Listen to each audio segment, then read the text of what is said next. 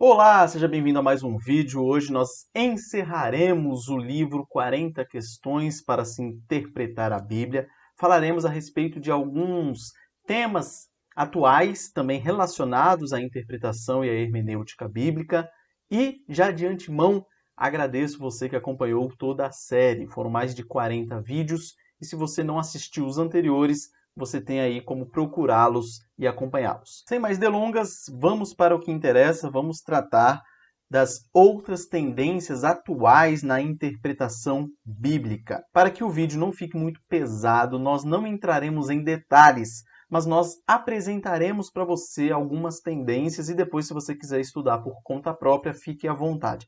São muitas tendências, nós separamos aqui apenas 9, mas você já vai ter um leque de opções bem legais aí se quiser se aprofundar no assunto. Se não quiser se aprofundar, pelo menos saiba do que estão tratando por aí. Então hoje nós trataremos de algumas tendências atuais no campo da interpretação bíblica, e essas tendências são teologia bíblica, crítica canônica, abordagem de processo canônico, história da recepção, história efetiva, intertextualidade, hermenêutica de movimento redentor, hermenêutica missional e, por fim, hermenêutica filosófica. Primeira tendência que nós vamos tratar é a teologia bíblica. A teologia bíblica ela tem a finalidade de estudar e conhecer a evolução ou a história progressiva da revelação de Deus à humanidade, desde a sua queda, passando pelo Antigo e Novo Testamento. Então, para você entender essa primeira tendência, que é uma das principais, pensem na diferença entre teologia bíblica e teologia sistemática. Por exemplo, eu tenho dois livros aqui. Eu tenho Teologia Sistemática, aqui, de Berkhof, e eu tenho aqui, a título de exemplo, Teologia Bíblica. Então, veja, Antigo e Novo Testamento. Teologia sistemática e teologia bíblica. Para você saber a diferença, a grosso modo, a teologia bíblica, que é essa que nós estamos tratando, ela vai tratar a revelação de Deus nas Escrituras na sequência cronológica, vamos dizer assim, desde a queda até o final e a redenção. Então vai tratando toda essa revelação progressivamente. A teologia sistemática, o próprio nome já diz, é um sistema. Então ela vai separar por temas. Sabe quando você pega os símbolos de fé? Eita, caiu. Sabe quando você pega os símbolos de fé? Por exemplo, o Catecismo de Westminster, a Confissão de Fé de Westminster, o Catecismo Maior, o Catecismo Menor. Você percebe que ali tem temas. Então, batismo. Tem diversos textos na Bíblia falando a respeito de batismo. Santa Ceia, a mesma coisa. E aí esses versículos percorrem toda a Bíblia. São juntados e apresentados o tema para você. Então isso se chama aí teologia sistemática. Teologia bíblica já é a sequência cronológica e a progressão da revelação. Então você sabendo que tem essa diferença entre teologia bíblica e teologia sistemática já vai ajudar bastante. Segunda tendência é a crítica canônica. Essa tendência hermenêutica, ela tem uma abordagem que adota o cânon completo das escrituras como a esfera apropriada dentro da qual os textos e temas bíblicos devem ser estudados. Então, nessa esfera hermenêutica, os eruditos não devem focalizar em precursores literários hipotéticos ou em supostas influências históricas, e sim nos atuais livros bíblicos completos conforme aparecem no cânon. Aqui não tem muita dificuldade. A crítica canônica ela vai fechar a sua interpretação no cânon bíblico ali, no cânon que está fechado.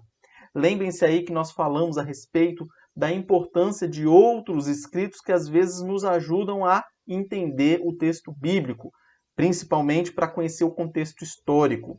Esse pessoal vai dizer o seguinte, que não, nada que está fora do cânon deve ser utilizado na hora de interpretar a Bíblia. Então é essa tendência que eles vão tomar. A abordagem de processo canônico, ele é parecido com o anterior, mas tem algumas diferenças. Ele toma o cânon completo também, como na anterior, como ponto de partida para estudar os escritos bíblicos. Respeita o significado original de cada autor, enquanto procura uma revelação progressiva dos propósitos de Deus em escritos bíblicos posteriores. Então é isso que essa abordagem de processo canônico vai fazer. Aqui nós temos a noção mais de um processo de interpretação, uma revelação progressiva e não tão fixa como se fosse a crítica canônica, como nós falamos anteriormente ali. Mas, na verdade, uma acaba complementando a outra. A quarta tendência é a história da recepção. Aqui, os intérpretes vão focar na maneira como um texto bíblico foi recebido ou entendido pelos cristãos no decorrer da história. Então, se aqui os intérpretes estão focados na história da recepção desses livros, ou seja, como eles foram recebidos pelos cristãos do passado, a próxima tendência já vai tratar da história efetiva. Aqui, os intérpretes vão considerar a maneira como o texto foi entendido no decurso da história, mas também o modo como ele exerceu influência na vida e nos ambientes daqueles que o leram. Então, na tendência da história da recepção, nós estaremos focados em entender como os livros bíblicos foram recebidos, como eles foram recepcionados.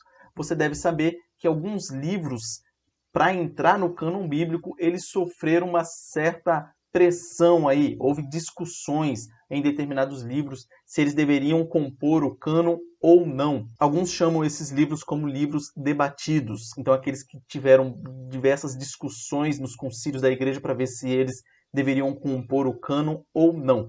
Então, essa tendência vai focar nessa questão, em como esses livros eles foram recebidos. Já na história efetiva, vai focar em como esses livros eles eram entendidos pelos primeiros cristãos ou pelos cristãos do passado e também como eles exerciam influência na vida dessas pessoas. Então isso que vai estar sendo levado em conta na hora de interpretar e fazer a hermenêutica bíblica. Essa tendência da história efetiva ela é mais ampla do que a anterior, pois abrange a influência de um texto no comportamento cristão, nas práticas da igreja, nas artes, na cultura, etc. A próxima tendência é a intertextualidade. Dá atenção à maneira como um texto bíblico é aludido ou usado por outro autor bíblico. Essa intertextualidade você pode entender como sendo a famosa máxima da Bíblia interpretando a Bíblia. Você faz uma interligação entre os textos bíblicos. Então você tem um texto mais obscuro, você vai procurar um outro que seja mais claro, que trate do mesmo assunto, e essa intertextualidade vai ajudar na hora de você interpretar o texto bíblico. Então essa tendência da intertextualidade vai focar nisso aqui. A sétima tendência é a hermenêutica de movimento redentor. Aborda a Bíblia com a suposição de que as Escrituras apresentam certa trajetória ética que aponta para conclusões que estão além ou em contradição com os assuntos tratados explicitamente no texto. Ela reconhece padrões progressivos que atingem seu clímax além das palavras escritas na Escritura. Como exemplo, nós temos a questão da escravidão versus a abolição da escravatura. Você pode ler a Bíblia e você não vai encontrar nenhum texto falando explicitamente a respeito da luta pela abolição da escravatura, por exemplo, ou condenando explicitamente a escravidão. Só que a prática da escravidão, na época em que foi escrita a Bíblia, ela era muito comum, era aceitável. Porém, a Bíblia vai trazer princípios de orientação para a maneira correta de como deveria ser essa escravidão.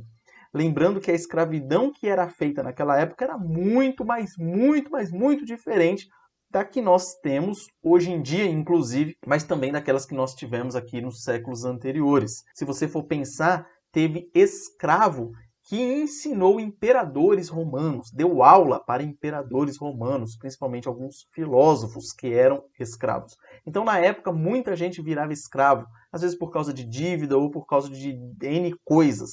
Então você tem princípios na Escritura que vão tratar dessa questão de como o dono do escravo deveria tratar o escravo e tudo mais. Essa tendência hermenêutica aqui de movimento redentor, ela vai tratar a Bíblia como se ela tivesse coisas a mais do que tem ali. Então, se você interpretar a Bíblia cuidadosamente, segundo essa tendência, você vai perceber que ela é sim contra a escravidão. mesmo não tendo o texto ali claro dizendo sobre isso aí. Então ela vai apresentar ali certa trajetória ética que vai atingir ali o seu clímax, além das palavras literais escritas nas Escrituras. A penúltima tendência é a hermenêutica missional.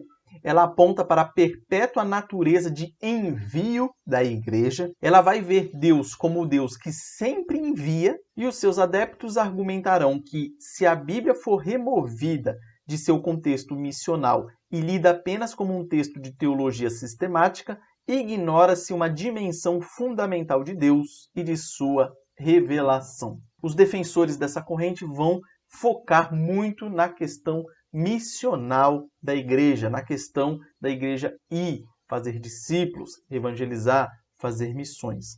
Então eles vão focar bastante nessa questão. E por fim, na última tendência, nós temos a hermenêutica filosófica.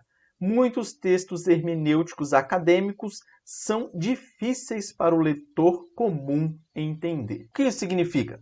A hermenêutica filosófica da Bíblia ela vai focar na filosofia, entre aspas, da Bíblia.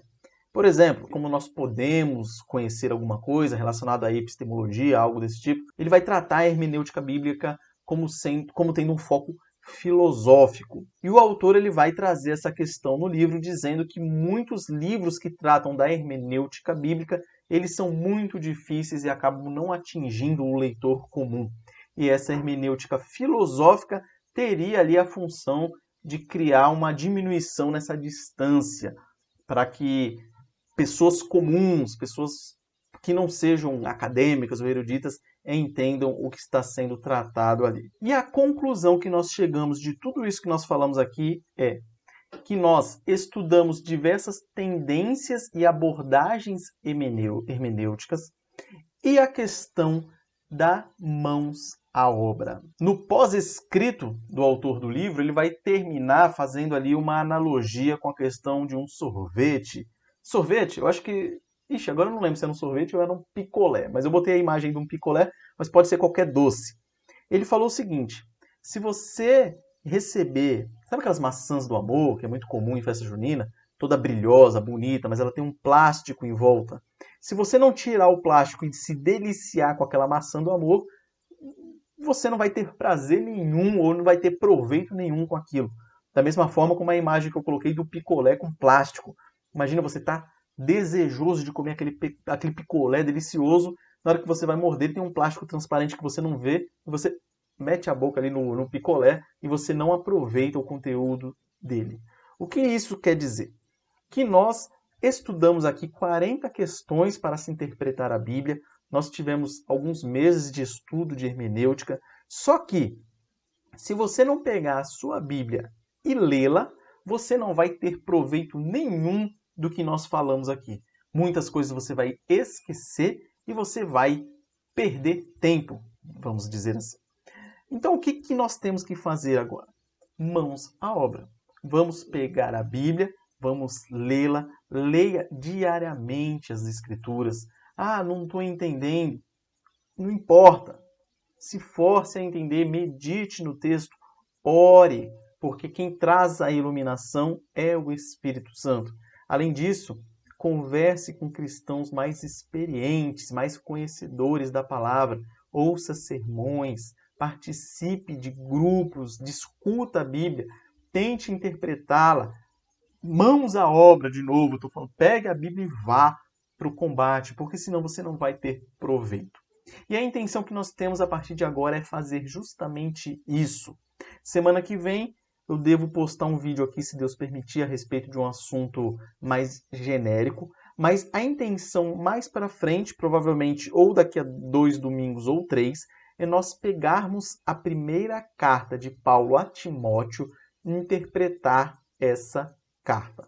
É passar todos os textos, todo o capítulo, todos os versículos e irmos usando técnicas de interpretação que nós estudamos aqui nesse período e utilizarmos elas para interpretarmos a passagem aqui da carta de Paulo a Timóteo.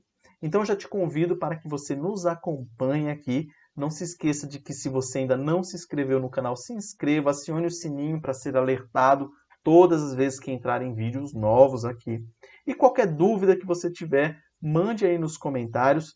Se eu não souber, vou procurar saber. Se eu não achar de jeito nenhum, eu vou te falar que eu não sei. E a gente tenta aprender juntos aí, beleza? Então é isso, um forte abraço, que Deus abençoe a sua vida, abençoe essa semana que se inicia. Nos vemos aqui, se Deus quiser, na semana que vem. Até mais!